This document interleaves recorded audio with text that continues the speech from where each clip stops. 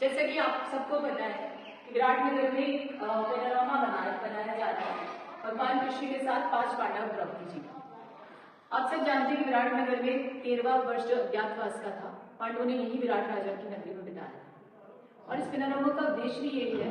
कि यहाँ पर जो ये आप देख रहे हैं भगवान कृष्ण, बगल में भीमसेन जी हैं, ये युधिष्ठिर जी हैं, ये अर्जुन है और ये नकुल सहदेव और द्रौपदी जी। इन सबको यहाँ पर भगवान कृष्ण के सानिध्य में इसलिए दिखाया जा रहा है कि इसके बाद ही महाभारत का युद्ध हुआ था। और यहीं पर भीमसेन जी ने जब द्रौपदी जी को कीचक ने उनके साथ दुर्व्यवहार किया, तो अंग्रेजी में कहते हैं ना कि revenge is best serve cold, तो उस उद्देश्य पर काम करते हुए कीचक का यह वध किया था। जब सैलेंद्री के रूप में द्रौपदी जी यहाँ पर राजा विराट की नगरी में रहती थी, उस समय विराट राजा के जो साले थे उनकी इन पर खराब दृष्टि थी, या यूं कह सकते हैं इनके साथ दुर्व्यवहार करने का प्रयास करते थे। उन्होंने एक बार भीमसेन जी से कहा, तो भीमसेन जी ने कहा कि